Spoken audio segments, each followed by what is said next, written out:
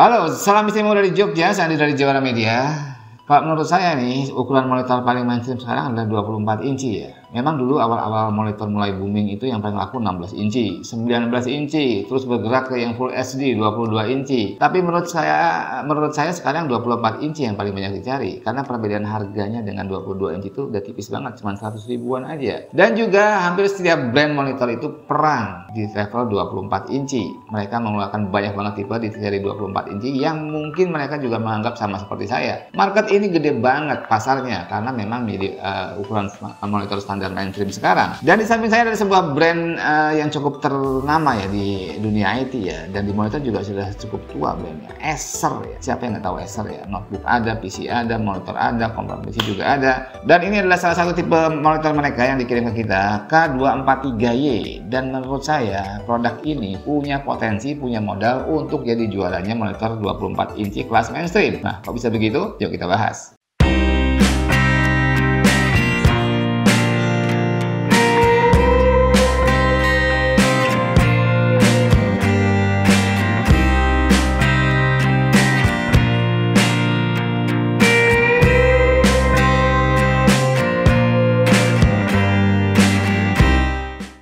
Ya, Acer K243Y, kita bacakan dulu spesifikasinya. Ini memiliki diagonal atau size 24 inci. Jadi diagonal dari sana ke sana ya, tepatnya 23,8 inci, menggunakan panel IPS dengan resolusi 1080p dan refresh rate 75 Hz. Terus brightness-nya 250 nits dan kontras hasilnya 1000:1. Terus dia juga memiliki sRGB 100% untuk color gambutnya dan NTSC-nya 72%. Sudah memiliki AMD FreeSync dan juga sudah mengklaim memiliki respon time 1 ms VRB.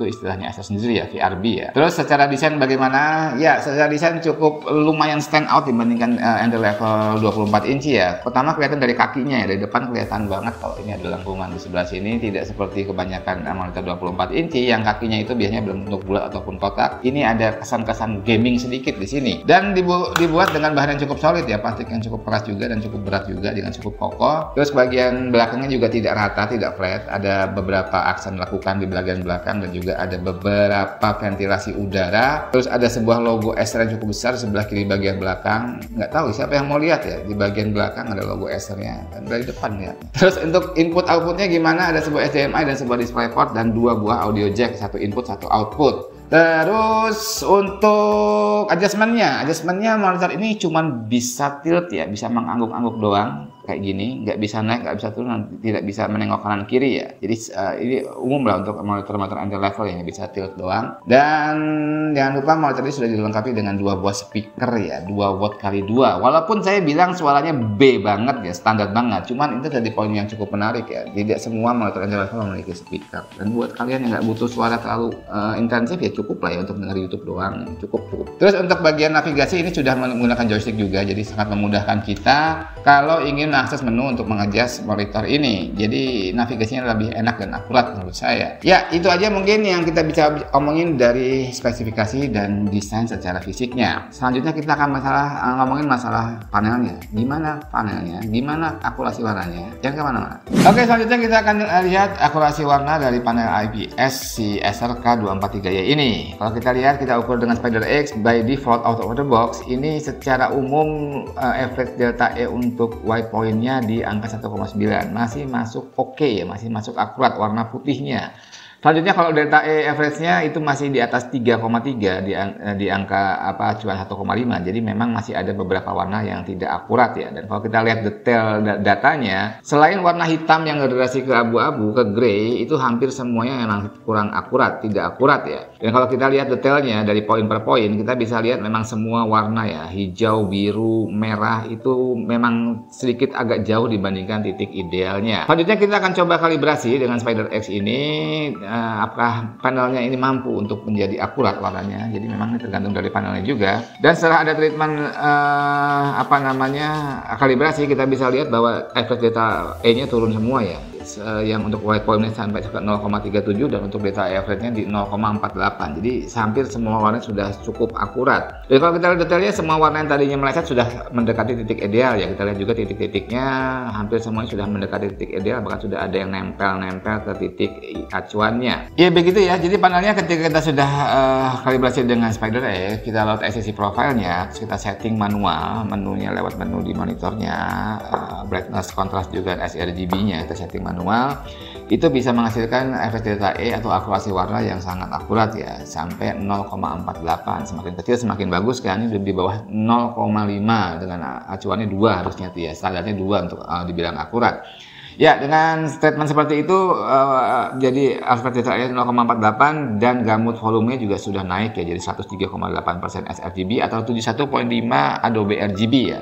Dia sudah di atas klaim mereka yang 100% sRGB. Oke, selanjutnya kita akan coba tes motion blur ya. Walaupun ini bukan gaming monitor, cuma 75 Hz ya. Cuman tetap kita akan lakukan motion blur test, dan memang di menu monitor ini juga cukup unik ya. Ini ada beberapa fitur yang memang jarang ditemukan di monitor 24 inci sekelas ini, entry level ya. Jadi kayak menu overdrive, ini ada di monitor ini. Juga ada menu VRB, teknologinya Acer untuk mengadopsi motion blur. Oke, kita lihat efektif apa VRB dan overdrive di monitor ini untuk mengurangi motion blur. Kita akan lakukan vivo test, kita bandingkan, dan hasilnya seperti ini ya. Sebelah kiri adalah gambar tanpa overdrive dan juga tanpa VRB ya. Jadi dua-dua fitur ini dimatikan, dan yang sebelah kanan adalah ketika fitur overdrive dan VRB-nya dihidupkan. Kelihatan jelas banget kalau motion blur-nya jauh berkurang, jelas ya. Kita omongin sedikit tentang VRB, visual response boost-nya Acer, teknologinya Acer untuk mengurangi motion blur. Itu sebenarnya secara teori seperti apa? Ya, itu menyisipkan warna hitam di antara frame-frame yang ditampilkan oleh monitor tersebut ketika fitur itu diaktifkan. Sehingga efeknya ketika menu VRB ini dihidupkan,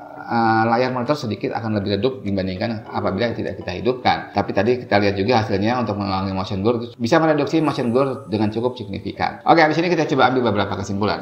Oke, kita sampai pada akhir video, kita akan coba buat beberapa kesimpulan ya. Tadi di awal saya ngomong kalau monitor ini sebenarnya punya modal, punya potensi untuk menjadi juaranya entry level 24 inci IPS 75 Hz. Ya, ada beberapa alasan yang membuat saya bilang seperti itu. Ya, kita ngomong kompetitornya dulu. Siapa sih kompetitornya di segmen market 24 inci IPS 75 Hz? Kalau kita lihat ada dua brand besar ya yang memang konsentrasi cukup agresif di market untuk 24 inci IPS 75 Hz. Yang pertama adalah Lenovo dengan L24i30-nya, cukup booming juga di market. Terus yang kedua Samsung ya. Samsung juga pasti punya S24R350 ya. Saya juga pernah buat kontennya itu dulu waktu awal peluncurannya dan masih cukup sukses sampai sekarang. Dan menurut saya Acer ini memiliki beberapa keunggulan di antara dua kompetitornya tadi. Yang pertama, harganya. Kalau kita lihat harga sekarang, si Acer ini yang paling murah di antara tiga tadi ya. Ini kalau sekarang kita lihat harganya sekitar 1,4 jutaan, 1,425 atau 450. Sedangkan dua kompetitornya tadi masih di angka 1,6 sampai 1,7 juta. Jadi bedanya sekitar 250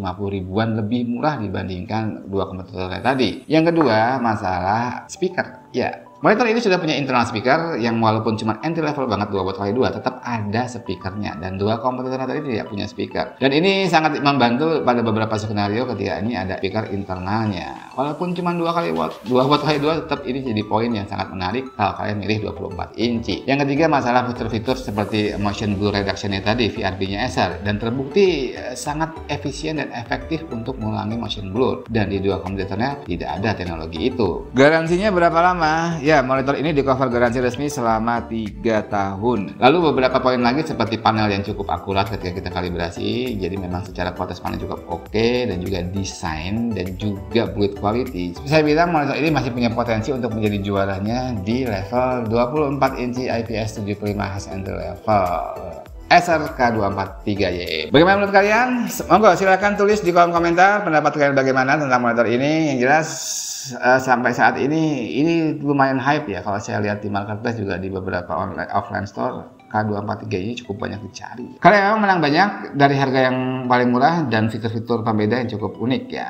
Oke, demikian video singkat dan sederhana ini. Moga-moga bisa menginspirasi dan memberikan info yang berguna buat kalian. Kalibrasi monitor di video kali ini dibantu oleh LCD Monitor Jogja, toko spesialis monitor di Jogja dan juga melayani kalibrasi monitor dan memiliki beberapa pengalaman yang luar biasa di bidang permonitoran dan kalibrasi.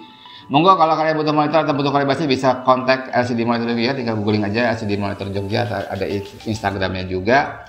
Sampai jumpa di video berikutnya, dan salam istimewa dari Jogja.